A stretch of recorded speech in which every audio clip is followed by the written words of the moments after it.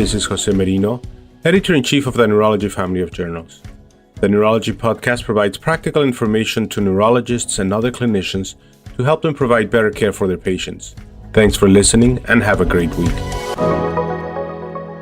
Hi, and welcome to the Neurology podcast. This is Dan Ackerman from St. Luke's University Health Network in Bethlehem, Pennsylvania. Today, I have the pleasure of talking with Luuk Dekker from the Department of Neurology in Leiden University Medical Center in Netherlands and the Department of Neurology in Haga Hospital in The Hague, Netherlands. Also, Jasper Daems, who is from the Department of Neurology and Department of Public Health in Erasmus MC University Medical Center in Rotterdam, Netherlands. Today, we're going to be talking about their paper titled Prehospital Large Vessel Occlusion Stroke Detection Scales, a pooled individual patient data analysis of 2 prospective cohorts. Luuk, Jasper, thank you so much, guys, for joining us today. Thanks for having us. This paper is really interesting. There's a lot of great stuff to unpack in here. But just to get us started, again, by way of background, there's so many stroke physicians now trying to help participate in developing systems of care that are really effective and appropriate for their individual regions, their situations. And so studies like this are incredibly important. So please, could you guys describe just the 2 parts of your study and what were you looking to accomplish with this? Well, the aim of our study was twofold. First, we conducted a systematic literature search to identify all previously published prehospital stroke scales, which are specifically designed to detect ischemic stroke patients with an anterior-circulation large vessel occlusion based on clinical features, which can be used by paramedics to identify these patients to see where to transport them. And second, we tried to reconstruct and compare as many scales as possible with individual patient data from 2 observational cohort studies. These were the PRESTO and LPSS studies, which were studies in which paramedics assessed suspected stroke patients in the prehospital settings from 4 ambulance regions in the Netherlands. And these included over 2,300 patients who presented within 6 hours after onset and who received a CT angiography, which was assessed for a large vessel occlusion. And our goal was to compare diagnostic metrics of the different scales, such as sensitivity, specificity, area under the receiver operating curve, to identify which of these scales performs best for prehospital triage. And also we used a specific statistical analysis, decision curve analysis, with which we tried to assess the diagnostic performance of scales for different settings so that this can help guide policymakers which scale would perform best for their specific region. It sounds like we have a couple of large databases you were able to look into here, over 2,300 patients, and looking at scales that are used to assess patients with possible acute large vessel occlusion anterior circulation stroke. That's right? Yeah, exactly.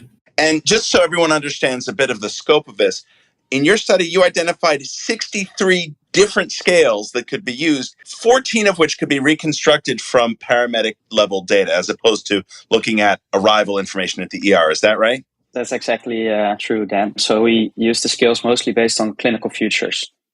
My gosh, I 63 different scales. I'll never remember all those acronyms. Like, that's impossible. I have to admit, I had no idea there were so many. Kind of glad we don't have to go through all 63. 14 sounds like plenty. So tell me, what were your findings? What did you learn from this?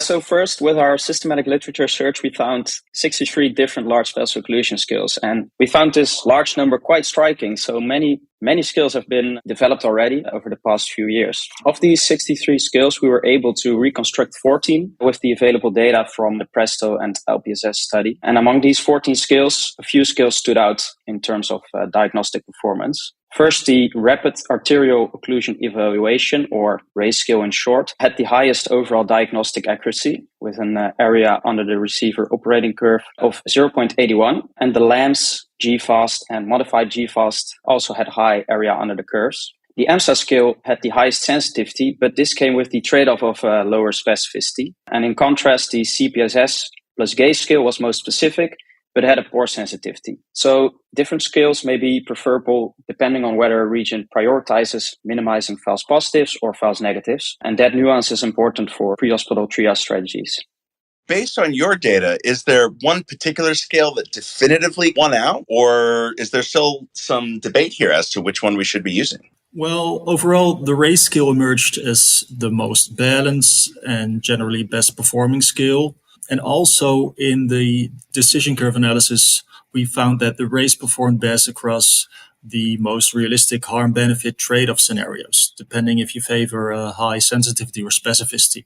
And that's exactly the thing that you point out, that different settings may require different skills, or different regions may different preferences concerning sensitivity and specificity. And that's where the decision curve analysis comes in, because that allows to assess the benefit of each skill across a range of so-called threshold probabilities. And these probabilities can be seen as representing different triage settings with different harm-benefit trade-offs. So, for example, a threshold probability of 20% implies that in a specific region, the benefit of correctly allocating one patient with aLVO stroke to an intervention center, so a true positive, which reduces time to thrombectomy, is seen as equivalent to the harm of allocating 4 patients with other diagnoses to an intervention center, so 4 false positives, which could delay their treatment in a primary stroke center. And this threshold probability varies between regions depending on, for example, geographics, driving workflow times, and capacities of hospitals and EMS facilities.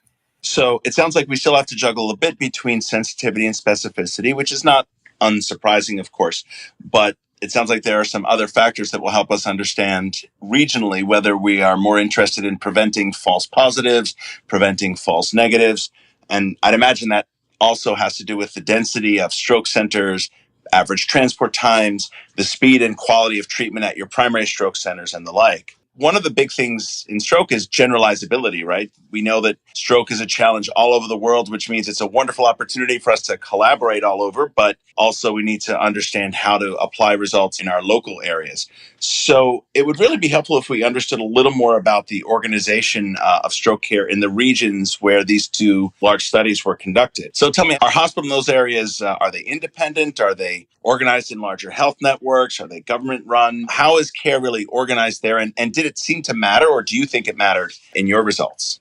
So we conducted the study in the Netherlands across 4 Dutch ambulance regions, and it covers a region of about 3.7 million people, and the region includes 10 primary stroke centers and 5 intervention centers. So the region is quite an urban region with relatively short distances between the centers. So I think that's important to note regarding generalizability as well of the results. And also in the Netherlands, stroke care is highly organized with national protocols and trained paramedics performing the structured pre-hospital assessments. And there is also sufficient EMS and stroke center capacity. So these characteristics, like you said, likely improve the feasibility and the accuracy of skill assessments, which may be different in other regions. And it's possible that in other settings, the performance of some skills may vary depending on the training of the paramedics, or that the skills could be considered too difficult to use. Also, in other regions, different patients may be considered as a suspected stroke patient. So that means that the population in which you are using the skill may be different in a different region. And that, in turn, could also change the sensitivity and specificity your specific region compared to what we found in our study. So I think those are really important points to consider and to compare your stroke organization or region to the one we had in our study. So just to recap, these studies were done in more urban areas with relatively short transport times and a reasonable density of stroke centers that are going to be using government organized or unified stroke protocols, both pre-hospital in terms of what the paramedics use and how they're trained, and also in some of the acute care that's given at the level of an emergency room kind of setting as well. Is that right? Yeah, that's right. I think paramedic training and such is in our regions is pretty uniformly organized, right? Paramedic training is generally organized centrally throughout the Netherlands, and it takes quite a couple of years and an intensive training to become ambulance paramedic. So you first need to qualify as a nurse, which is at least 3 years training. Then I think you need a 2-year training in emergency medical care or ICU care, and then an additional training for ambulance care. Not that I'm looking to have a stroke anywhere, but if I do, it sounds like the paramedics in the Netherlands really know their stuff. So that would be good. Now, in your study, I know you said that in terms of the scales that seem to have the best mix of sensitivity and specificity are the RACE scale, the GFAST, and the MGFAST scales. Did you find a cut point where time delay due to routing directly to a thrombectomy capable center increased the risk of delay in treatment in a way that it outweighed the potential benefit based on, again, the sensitivity and the specificity of the scales you used? We didn't specifically assess time from onset until assessment by paramedics or until transport, because stroke skills are implemented on a regional basis. So for all paramedics generally to use for nearly all patients. So the choice for a specific skill for implementing generally does not depend on a specific time for individual patients. However, we did take into account this trade-off kind of in our decision curve analysis. And concerning the time, one could argue that the longer time from onset, the less effective thrombectomy will be, and therefore bypassing a primary stroke center will be less useful. However, on the other hand, with all new studies which have shown effectiveness of thrombectomy to 24 hours, you could also argue that the only possible treatment option perhaps be in an intervention center if the time window for intravenous thrombolysis has already expired. So there will perhaps not be that much harm in bypassing a primary stroke center. And in your study, I think roughly 10% of patients that were being evaluated for anterior circulation ischemic stroke were found to have large vessel occlusions. Is that right? Yes, that's exactly right. So it's about 230 patients out of the 2,300 included patients. So clearly, when we talk about incidence and prevalence among stroke patients of LVO, anterior circulation stroke in a region, that's also going to make a difference. There's been so much focus recently looking also at how to not miss posterior circulation stroke. But sometimes we forget that really anterior circulation LVO stroke, it's not like we're doing that perfectly just yet. We still have a lot of work to do. Talking more about sensitivity and specificity, there is an outstanding table in your article, which we really don't have time to review entirely. And it looks so much better as a graphic than it does by discussion. But I would recommend everyone check out the online version of the article, which was posted April 8th, 2025, or the print version from the May 13th, 2025 issue of Neurology. Just to whet your appetite, though, in this table for several of these scales, we have our area under the receiving operator curve, sensitivity, specificity, positive predictive value, negative predictive value laid out really beautifully. So as you're looking at what is used regionally among your paramedics and EMTs and what your hospital is looking to accomplish with regard to LVO stroke, I think this kind of data is going to be really exceptionally helpful. So ultimately, tell me, how should this change stroke care in our communities? What should we be doing with the information you've given us here?